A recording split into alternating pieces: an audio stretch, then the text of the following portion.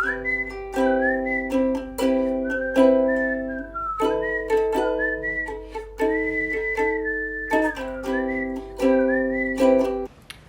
humans.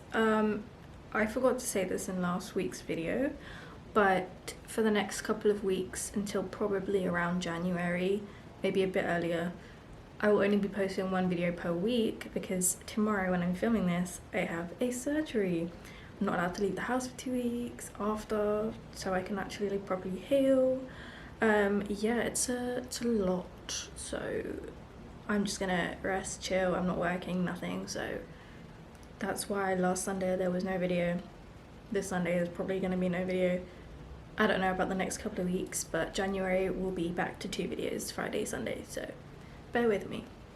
Anyway, I'm doing my final like book wrap up of this year, and there's a lot and it's overwhelming. I've reached my 75 books a year for this year goal. I'm probably gonna get to about 85 statistically speaking, because I'm already on 76, 77, but these are all the books that I completed and read since I last made a video, so there's a lot, so I'm gonna try to go through them really quick, but enough for you to kind of get the gist of it, so let's get into it. First one was Days at the Morisaki Bookshop. This was so cute. If you love the vibes of Before the Coffee Gets Cold, then you'll love this. It's so sweet, it's atmospheric. I wouldn't say it's as good as Before the Coffee Gets Cold, but I still think it's the same kind of vibe, so that's what I mean. Like if you enjoy one, you'll enjoy the other kind of thing. Nothing too deep, no annoying characters, you know, it was really easy to read. I liked it a lot. Then I read, well actually no, I didn't read this one, this was an audiobook, Billionaire Grump. You had me in the first half, and then near the end it was like, what? What? Like, and then I went through like the comments and everyone was saying the same thing, and it was like, this ended so weirdly, and this was such a strange book, and the woman voicing it was so annoying, and it was just a very weird plot in general. The man was too horny around his child for my liking. I'm sorry, it's odd and strange. So I was like, okay, meh. Then I read Icebreaker, which the first half, it was the other way around. The first half I was like, this is slow and boring and I don't like this. And then the second half you had me. I was like, okay, I like this book. This is a good, cute, cheesy romance I can fuck with. So I liked Icebreaker, it was good. But I can also see why people wouldn't. I think the first half was a drag, to say the least. Then I read 14,000 Things to Be Happy About. This is literally a list of 14,000 things to be happy about. Like there's nothing else, no sentences, no nothing, just a list. And as someone who loves shit like this and is also like, I have OCD, so lists are a very big thing for me. I love this. Then I read The Book of Difficult Fruit. Funnily enough, as I was reading this, it's kind of like a little bit here and there about grief.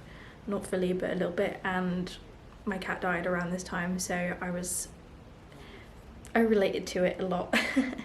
But I think Kate Lieber is an amazing writer, and it was a beautiful read. So interesting, and usually I've said this before about this book, but I don't like when books try to take an alternative layout. Like, it's okay if you're doing chapters, it's okay if you don't do it in chapters, it's okay if you do chapters in a weird way, whatever. But in terms of layout, like if I can't follow it, if it's consistently like either back and forth with no clearance of that back and forth, or it's, for example, like A Girl Is a Half-Formed Thing, where it's completely like incoherent thoughts and no pure sentences and narrative, I literally cannot follow it, and I do not like it. So the fact that she wrote it in the structure of like a recipe book, but it wasn't about necessarily the recipes and the fruits that she was talking about, it was about her life. It was so interesting. It's the only book I can think of that has taken a different structure that I genuinely really like. Then I read Sex, Drugs and Cocoa Puffs, and I was really excited to read this. Plus the covers, like all the covers and the alternative covers are really, they slayed. But you could tell how outdated it was because it was written by a white man, and it was clearly like a few years old. And there were parts where it was like you think he's gonna go one way and then he goes another way.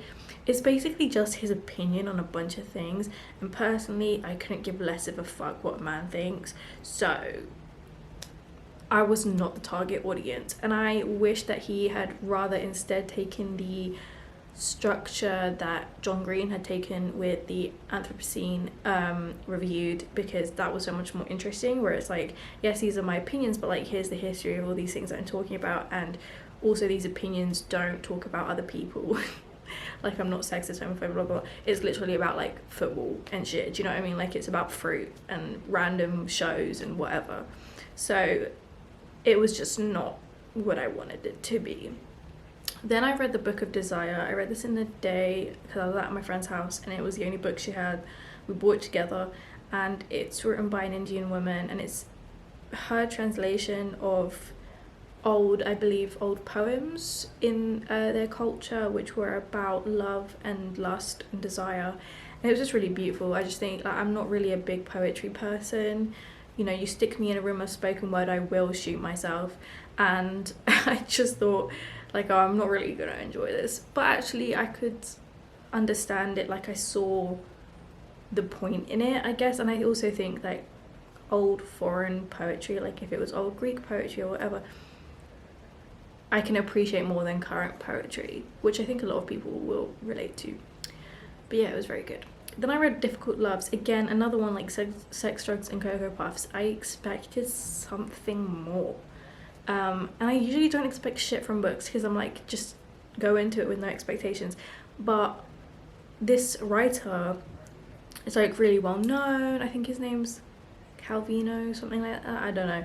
And it was just really frustrating to read it because it was like, okay, it's going to be a series of like different like love situations, and I was like, cool, love that, slay.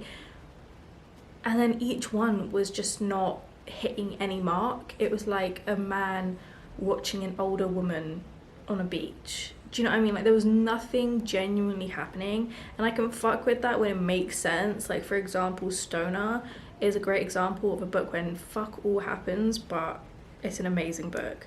So it's just like, it wasn't executed well, and I couldn't even understand why this writer was like highly treasured. I don't know, I need to read more of his work to really fuck with it, but this book in itself did not make me want to read more of his work, so I was like, meh. Plus the cover that I got was not the one that I ordered, and it was fucking ugly. Then I read Girl on Fire by Clara Alwell, and this was really good. I love that this is like not the most modern book in the world, and yet really like hits home to modern times. And I just love the girl boss adventures and encouragement from other women. So I think like it was just a good piece of like kick-ass kind of thing, you know? Then I read Cherish, the last book in my favourite fantasy series by Tracy Wolff, and I was broken and I want to die. It wasn't as good as the last book, but I kind of saw that coming because I feel like last movies aren't always the best, because people a lot of the time, including myself, just don't know how to end things. Like when you're writing a book or you're watching a movie or like writing a movie, you just don't know how sometimes that story is going to come to a perfect ending. But it was still so good, and I loved it, and I love the characters, and it's forever going to have a place in my heart, and I'm so sad that it's over. I am so sad. Careering, I think it's by Daisy Buchanan or something. Yeah, this one also did not hit the mark. I saw this one. This is why I don't trust y'all, because I saw this one, I think it was on Instagram, Lemonade and TikTok, suggested like on all of them of like, if you're in your 20s trying to figure out your life, you need to read this. And no, it was the most miserable book about the most miserable women in the world doing jobs they fucking hate, or are shit at, and they all hate themselves, and the only time they're happy is when they're talking about men. I don't want to spoil it, so skip a few seconds. But one of them has a dead husband, and the only time she's happy is when she's talking about him, and the other one isn't seeing anyone, and when she finds someone near the end is the only time she's happy. It's like, no, we did not hit any marks with this one. This one was shit. I think that the story in itself, like the plot of like young women figuring out their careers and like coming against inevitable changes they have no control over, is a great plot idea. I just think it was so badly executed, and not even in the writing, but just like it didn't need to take all these twists and turns of miserableness and love, and it just like, it could have just been women being happy in their career, but like with drama, of course. So yeah, I just really didn't fuck with this one. It was not like, oh my god, like I'm in my 20s, I totally, no, it was like no. Then I read Court of the Vampire Queen. Yeah, what? I don't know when I got this book, where I got this book. It just somehow landed in my room. I know it was bought this year, but I can't even remember buying it, and I know no one got it for me, so it's very strange in my head. I don't know what I was expecting. I guess along the lines of, like, you know, the title is Court of the Vampire Queen, so you kind of just expect some fantasy, but it's actually just smart. Like, it's purely just smart. After reading it, I was like, do I keep this? Because like, if you're new here, if I don't like a book, if I don't gel with it, if I don't fuck with it, I secondhand sell it. So like for really cheap, so people can, like, you know, sustainability, and also so people can read it if they really want to read it, but for a lower price, because it really ain't worth that much. And it just clears up space in my room as well. I was literally like, do I give this away? Do I sell this, or like, do I keep it? Because it was one of those where you kind of kept reading, but then the more you kept reading, the same thing just kept happening. It was like, oh my god, we're about to die, let's fuck. Oh my god, we survived, let's fuck. And I kid you not, every single page they were fucking. And it was like, okay, this is a bit much. Like, you can be as smart, but like, give me some story at least. There was a tiny bit of story, the tiniest bit of fantasy. No spoilers here, but they're vampires, obviously. It's literally called The Vampire Queen. But yeah, it was questionable to say the least. And I don't even know where I put it. I don't know if I don't know what to do with it. I'm like, I'm still recovering from it, to be honest. Then I read Let Me Tell You What I Mean by Joan Didion, and let me tell you what I think. Joan Didion is someone who I admire deeply. I love her work. I think she is an incredible woman. Every time I read one of her books, most of the time I'm like, I don't know what she's saying, but I agree. I love it. And that was definitely me with this book. Like, I think with the last book I read of hers, I think it was last year, I want to say, it's the one about grief. I can't remember what it's called though. I really fucked with that because I understood it so much. This one I was like, I don't know what she's talking about, but yes, Joan Didion, I agree. She is such a beautiful writer, and yeah, I could just appreciate it from a surface level, I guess, because I was like, I don't know what's going on, but yeah. Then I was reading Sex at Dawn, which I bought ages ago. I don't know. Anyways, and this one, again, not what I expected, but pleasantly, in the sense of I thought it was literally just going to be about sex, but it was more so about like humans and how we evolved, and like how we're similar to like monkeys and stuff, which was so cool to read about. I did not expect that to be in it, and it was funny at the same time. Like, it had some humor packed in there, but it was very factual and educational, and I really appreciated that. And also the cover is fucking stunning, so I loved that book. Then I was gifted Redo Me by Malcolm, and this was such an interesting plot, and actually, like, surprisingly, like, I genuinely wanted to know what happened, and I understood it, and I followed it. And the only reason I say surprisingly is because I was gifted this, so I had no kind of like context of like what the book was about, who the author is. They're a completely new author, it's a completely new book. Pretty sure it's quite an old author as well, so I was like really had no expectations, and yeah, it was really good. I still have that book, just so everyone knows. I didn't sell it. It was really good and I liked it. I enjoyed it. Then I read The Pumpkin Spice Cafe, and listen, it was like October, November. I was vibing, I was happy. I wanted some Cinnabon type beat vibes in my house, okay? So I would, before I went to sleep, wanted to be warm and cozy. Yeah, this book was shit and I sold it. So it was so bad. I've seen so many people read it and suggest it, and then I don't hear anything after they buy it, which should have been a red flag in itself. But quite literally, it is like, okay, here's my thing. I love a cheesy romance. I love a typical like tropey filled romance, but this was pure crap. It was literally a Hallmark movie, and I love Hallmark movies, don't get me wrong, but I love it when I'm like ill or resting and I'm watching a really shitty Hallmark movie that can just take my mind off of it. But I have to put genuine effort into reading a book. Like, I have to be awake, I have to be focused, I have to be functional, and I just couldn't. I just couldn't do it. It was really bad. It was just too basic. No story, no difference, no nothing.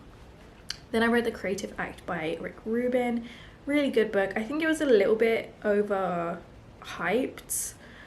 but I still thoroughly enjoyed it and think it was a really good book. Then I read another shitty romance, which I also sold, which is Love in the Time of Serial Killers. This one was even fucking worse. This one was so bad. The main character was insufferable. The theme of serial killers was so forced and lost its way about halfway through. It was so bleh. The man was also short, and I can't do that. I'm so sorry. Short kings, love you, but you ain't for me. And the fact that after describing him as short in this, I was like, oh my god, I can't see who this man is in my head. Like, I can't do it. So it was really fucking shit. It was really bad. Then I read 19 Steps, which was also gifted to me by Millie Bobby Brown. Again, I was actually very pleasantly surprised by this. I just had very low expectations. I do with like pretty much all famous people writing books. So, you know, like, we're literally with anyone famous writing a book, if they're not initially a writer, I'm like, But it was very interesting. You could tell that it was very sentimental to her and like a genuine story. It definitely was a page turner, which again I did not expect. I just think like the plot in itself was really good. The only thing is if it was written ever so slightly better, you can tell it's an amateur writer who has written this. If it was written better, it would have been amazing. You know, if it had come off as more of a period piece, whereas it just felt like a retelling. Without any additions or any like fun to it, or any, not fun, but like, you know what I mean, like flavor to the writing, you know what I mean? It was just a very basically written story. Aside from that though, the plot was really good and I genuinely did enjoy reading this book. I really liked it. Then I read two books, they were together: Dialogue Through Time, Pronouns and Voices of History, and Dialogue Through Time, The Complexities of Discussing Gender, both by Ramsey Dellinger. He gifted those both to me. So interesting, but this is what I said in like my review of these books. They were both so interesting. And the layout is basically like he gets like famous people and mimics them in the sense of, okay, how would this person go about this discussion? And a lot of it is about pronouns and gender identity. And you know, when you see that it's a older white dude writing this, you're like, fuck, I'm gonna come across some like proper Republican bullshit. Pleasantly surprised, totally like giving left-wing vibes, but not like too much, just in a really like educational way. Saying that, this is what my review, you can go onto my Goodreads and see all my reviews of these, that I like, for example, he would choose Donald Trump as a person to mimic having this conversation, and then it was like Donald Trump agrees that gender identity is important and valid. And so my only criticism of this book was the imitation of these people is incorrect, in the sense of Donald Trump hates trans people. So the fact that he would support gender identity is near to impossible in every aspect and realm of this planet. So it wasn't that it was badly written or that it was like a bad concept or that it wasn't interesting, because it really was. It was just that the invitation of these people felt very incorrect, that I couldn't really take it too seriously. Then I read The Glutton by A.K. Blakemore, who, my mum doesn't watch my YouTube videos, thank fuck for that. I got her to sign a book for my mum because she is my mum's favourite author, and her favourite book is by A.K. Blakemore. And my mum got The Glutton, which is her new book, and I read it, and it was insane. I think it's one of my favourite books of the year. It was a pure 5-star. It was absolutely brilliant, beautifully told, beautifully written, so stunning. Like, I just everything about it, I absolutely loved it. Every single thing about it, it was amazing. An absolute must pick up. Then I read Becoming by Michelle Obama. I have really mixed feelings on this one, and I don't ever know how to put it into words, in the sense of, I think it's so well written for someone who I wouldn't say, you know, they weren't born a writer, they weren't, you know, it was never in their interest, in a sense, to be a writer. So it was really well written. I love getting to know more about people who are in the public eye and seeing the things that we don't usually see. And she's a very admirable human. I like her, you know. I think you'd love it more if you really were a fan of her. For example, Dave Grohl's Storyteller, which I read January last year, was incredible, but I probably am biased because I fucking love him. My only thing with it was the tone and the pace weren't steady. Like, it was consistently changing, and I don't like that in a book because I feel like it's very hard to follow. It was just a bit much for me. Like, it was so thick, and the words were so small, and then the tone and the pace were changing, so it was just a bit much. But again, like Millie Bobby Brown, you can tell when there are amateur writers in that sense, just for different reasons, tone and pace, and actually not being a great writer. But at the same time, no discredit, because it was a really good book. It's just not my favorite. Finally, Story of Wine, I'm currently reading, but I'm almost finished, is by Oz Clarke, and he's like a wine enthusiast. And I got gifted this. I was like, yeah, sure, I'll read about wine. And it's really interesting. I have literally no fascination about wine. I don't even drink, but it's such a beautiful book, like a coffee table book. And I'm genuinely reading it because I want to know more about wine. What I loved was that he immediately went like, oh, the Greeks came first, like everything came from the Greeks. And I was like, yes, I agree, yes. I just like that it's not just factual, and he actually tells a bit of a story and things like that about himself, about his life. There's a bit of humor, there's a bit of, you know, commentary. So that's what I really like about it. And next, I believe my next read is The Convenience Store Woman, which again, I don't usually buy trending books or books that are heavily loved by BookTok or Bookstagram or whatever, because I don't trust you guys. I just don't, after reading The Seven Husbands of Evelyn Hugo, that trash ass book. But my book club are reading it, so I will be reading it with them. So yeah, that's all the books I've read since we last saw each other.